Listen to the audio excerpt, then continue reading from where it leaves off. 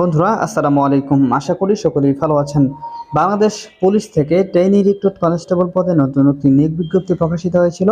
তো সেখানে কিন্তু আপনারা অনেকেই আবেদন করেছেন। তো এখনো যে সকল প্রার্থীরা আবেদন করেনি তারা আগামী 15 অক্টোবর পর্যন্ত আবেদন করতে পারবেন। তো এই পুলিশ কনস্টেবল পদে কিন্তু আপনারা বাংলাদেশের সকল জেলা থেকে নারী ও পুরুষ উভয় প্রার্থীরা শুধুমাত্র এসএসসি পাশে আবেদন করতে পারবেন। তো বন্ধুরা, আপনারা যারা আবেদন করেছেন তো তাদের মনে এখন একটাই প্রশ্ন যে আপনাদের ফোনে আবেদন করার পর যে এসএমএসটি পাঠানো হয় অর্থাৎ সিলেক্টেড এবং নট সিলেক্টেড মেসেজটি যে পাঠানো হয় সেটা আসলে কবে পাঠানো হবে। তো আজকের ভিডিওতে আপনাদেরকে এই বিষয়টি জানিয়ে দিব। তো মূল ভিডিওতে যাওয়ার আগে আপনারা যারা পুলিশ কনস্টেবলে আবেদন করেছেন বা যারা করবেন তাদের জন্য লিখিত ও ভাইবা পরীক্ষার চূড়ান্ত একটি সাজেশন আমি পিডিএফ আকারে নিয়ে এসেছি।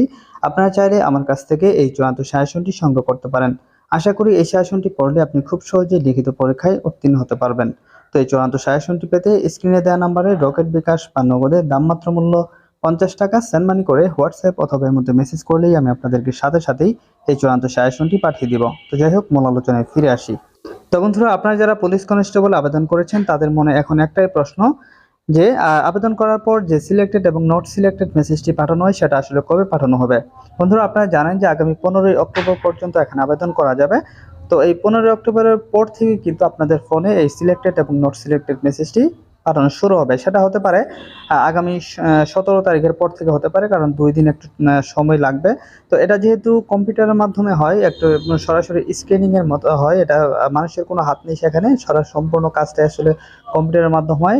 আর এখানে যেহেতু অনেকজন প্রার্থী আবেদন করবেন, সবচেয়ে বেশি প্রার্থী কিন্তু বাংলাদেশ পুলিশে আবেদন করে থাকে, সেহেতু এখানে সকল প্রার্থীদেরকে কিন্তু মাঠে নেওয়া সম্ভব না। সেক্ষেত্রে তারা প্রথমেই একটা প্রিলিমিনারি স্ক্রিনিং এর মাধ্যমে যে সকল প্রার্থীরা অযোগ্য বা যাদের আবেদনে ভুল রয়েছে তাদেরকে কিন্তু প্রথমেই এই প্রিলিমিনারি স্ক্রিনিং এর মাধ্যমে বাদ দেওয়া হয়। বিশেষ করে আপনারা যখন আবেদনে ভুল করেন এবং আপনাদের রেজাল্টটা যদি খারাপ থাকে সে কারণে কিন্তু এই প্রিলিমিনারি স্ক্রিনিং এ অনেক প্রার্থীদেরকে বাদ দেওয়া হয়। তো আপনারা যে সকল প্রার্থীরা নট সিলেক্টেড মেসেজ পাবেন তারা কিন্তু আর কখনোই মাঠে অংশগ্রহণ করতে পারবেন না। এবং যারা সিলেক্টেড মেসেজটি পাবেন তারা তাদেরকে কিন্তু সেই মেসেজে ইউজার আইডি এবং পাসওয়ার্ড দেওয়া হবে। সেই ইউজার আইডি এবং পাসওয়ার্ড ব্যবহার করে কিন্তু আপনাদেরকে অ্যাডমিট কার্ডটি ডাউনলোড করতে হবে এবং সেই অ্যাডমিট কার্ড নিয়ে কিন্তু আপনাদেরকে মাঠে উপস্থিত হতে হবে।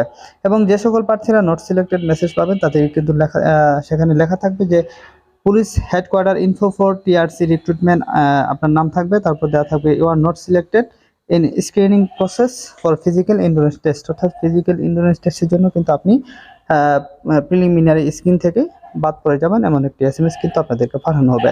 তো বন্ধুরা, মার্চ যেহেতু আগামী 23 অক্টোবর থেকে শুরু হবে, আর কিন্তু খুব বেশি একটা সময় বাকি নেই।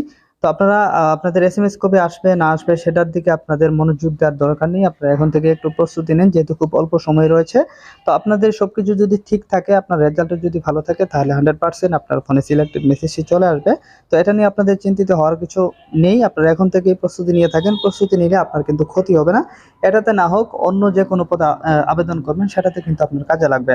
তো আপনার প্রস্তুতিকে আরেক ধাপ এগিয়ে নিতে চাইলে আমাদের দেয়া চূড়ান্ত সাজেশনটি সংগ্রহ করে এখন থেকেই পড়ালেখা স্টার্ট করতে পারেন।